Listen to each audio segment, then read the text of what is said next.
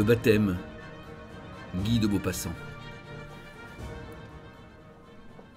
Allons, docteur, un peu de cognac. Volontiers.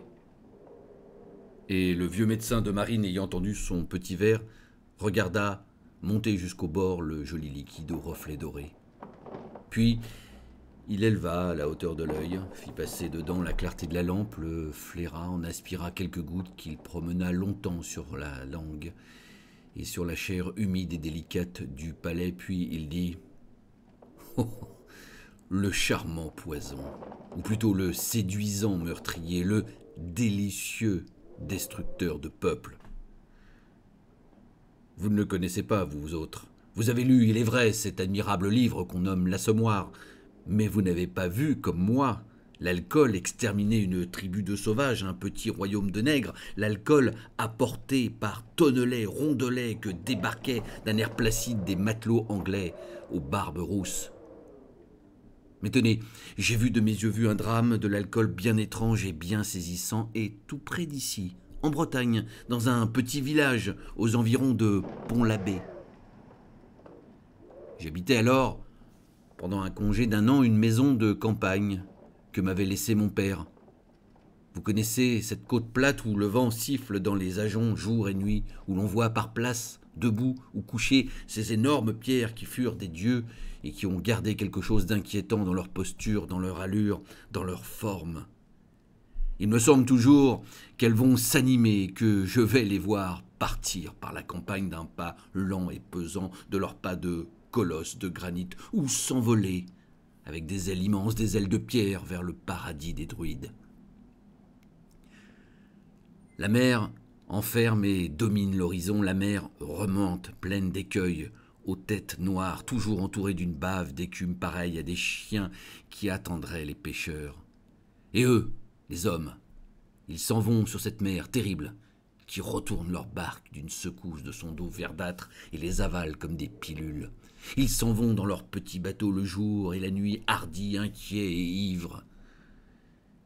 Ivres, ils le sont bien souvent. Quand la bouteille est pleine, disent-ils, on voit l'écueil, mais quand elle est vide, on ne le voit plus. Entrez dans ces chaumières, jamais vous ne trouverez le père. Et si vous demandez à la femme ce qu'est devenu son homme, elle tendra les bras sur la mer sombre qui grogne et crache sa salive blanche le long du rivage. Il est resté dedans un soir qu'il avait bu un peu trop, et le fils aîné aussi. Elle a encore 4 garçons, 4 grands gars, blonds et forts. À bientôt leur tour. J'habitais donc une maison de campagne près de Pont-l'Abbé. J'étais là, seul avec mon domestique, un ancien marin et une famille bretonne qui gardait la propriété en mon absence. Elle se composait de 3 personnes, 2 sœurs et un homme qui avait épousé l'une d'elles et qui cultivait mon jardin. Or, cette année-là, vers Noël, la compagne de mon jardinier accoucha d'un garçon. Le mari vint me demander d'être parrain. Je ne pouvais guère refuser, et il m'emprunta 10 francs pour les frais d'église, disait-il.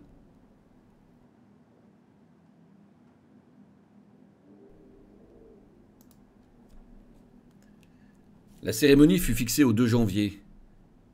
Depuis 8 jours, la terre était couverte de neige, d'un immense tapis livide et dur qui paraissait illimité sur ce pays plat et bas.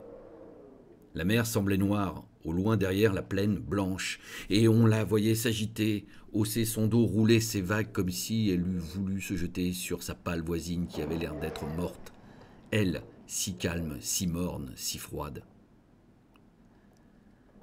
À 9 heures du matin, le père Kérandec arriva devant ma porte avec sa belle-sœur, la grande Kermégane, et la garde, qui portait l'enfant roulé dans une couverture. Et nous voilà partis vers l'église.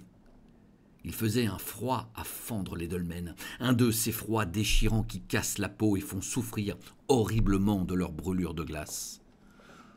Moi, je pensais au pauvre petit être qu'on portait devant nous et je me disais que cette race bretonne était de fer, vraiment, pour que ces enfants fussent capables, dès leur naissance, de supporter de pareilles promenades. Nous arrivâmes devant l'église, mais la porte en demeurait fermée. Monsieur le curé était en retard. Alors la garde, s'étant assise sur une des bornes près du seuil se mit à dévêtir l'enfant. Je crus d'abord qu'il avait mouillé ses linges, mais je vis qu'on le mettait nu, tout nu, le misérable, tout nu, dans l'air gelé. Je m'avançai révolté d'une telle imprudence. Mais vous êtes folle, vous allez le tuer. La femme répondit placidement, « Oh non, monsieur notre maître, il faut qu'il attende le bon Dieu tout nu. » Le père et la tante regardaient cela avec tranquillité, c'était l'usage. Si on ne l'avait pas suivi, il serait arrivé malheur au petit. Je me fâchais, j'injuriais l'homme, je menaçais de m'en aller, je voulus couvrir de force la frêle créature, ce fut en vain. La garde se sauvait devant moi en courant dans la neige et le corps du mioche devenait violet. J'allais quitter ces brutes quand j'aperçus le curé arrivant par la campagne, suivi du sacristain et d'un gamin du pays. Je courus vers lui et je lui dis avec violence mon indignation. Il ne fut point surpris, il ne hâta pas sa marche, il ne dressa point ses mouvements. Il répondit « Que voulez-vous, monsieur, c'est l'usage, ils le font tous, nous ne pouvons empêcher ça. » « Mais au moins dépêchez-vous, criai-je. Il reprit « Je ne peux pourtant pas aller plus vite. » Et il entra dans la sacristie, tandis que nous demeurions sur le seuil de l'église où je souffrais, certes, davantage que le pauvre petit qui hurlait sous la morsure du froid. La porte enfin s'ouvrit, nous entrâmes, mais l'enfant devait rester nu pendant toute la cérémonie. Elle fut interminable. Le prêtre ânonnait les syllabes latines qui tombaient de sa bouche, scandées à contresens. Il marchait avec lenteur, avec une lenteur de tortue sacrée, et son surplis blanc me glaçait le cœur, comme une autre neige dont il se fut enveloppé pour faire souffrir au nom d'un Dieu inclément et barbare cette larve humaine que torturait le froid. Le baptême enfin fut achevé selon les rites et je vis la garde rouler de nouveau dans la longue couverture l'enfant glacé qui gémissait d'une voix aiguë et douloureuse. Le curé me dit « Voulez-vous venir signer le registre ?» Je me tournai vers mon jardinier. « Rentrez bien vite maintenant et réchauffez-moi cet enfant-là tout de suite. » Je lui donnai quelques conseils pour éviter, s'il en était temps encore, une fluxion de poitrine. L'homme promit d'exécuter mes recommandations et il s'en alla avec sa belle-sœur et la garde. Je suivis le prêtre dans la sacristie. Quand j'eus signé, il me réclama 5 francs pour les frais. Ayant donné 10 francs au père, je refusai de payer de nouveau. Le curé menaça de déchirer la feuille et d'annuler la cérémonie. Je le menaçai à mon tour du procureur de la République. La querelle fut longue. Je finis par payer. À peine rentré chez moi, je voulus savoir si rien de fâcheux n'était survenu. Je courus chez Kerendec, mais le père, la belle-sœur et la garde n'étaient pas encore revenus. La couchée restait toute seule, grelottait de froid dans son lit, et elle avait faim, n'ayant rien mangé depuis la veille. « Où diable sont-ils partis ?» demandai-je.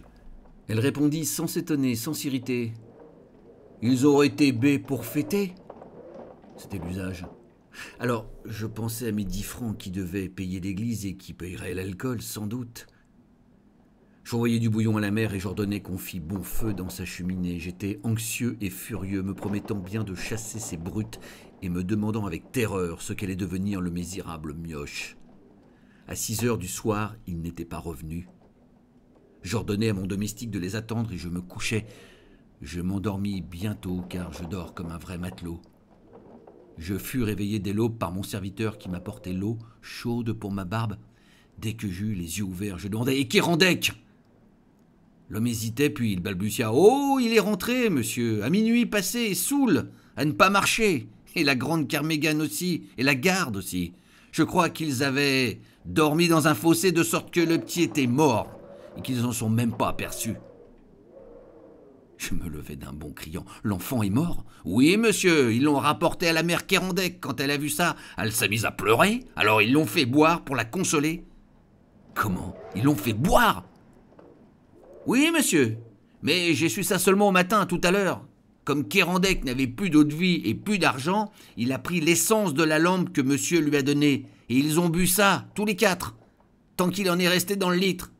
Même que la Kérendec est bien malade. » J'avais passé mes vêtements à la hâte, saisissant une canne avec la résolution de taper sur toutes ces bêtes humaines. Je courus chez mon jardinier. L'accouchée agonisait saoule d'essence minérale à côté du cadavre bleu de son enfant. Kérendec, la garde et la grande Kermeigan ronflaient sur le sol. Je dus soigner la femme qui mourut vers midi. Le vieux médecin s'était tu.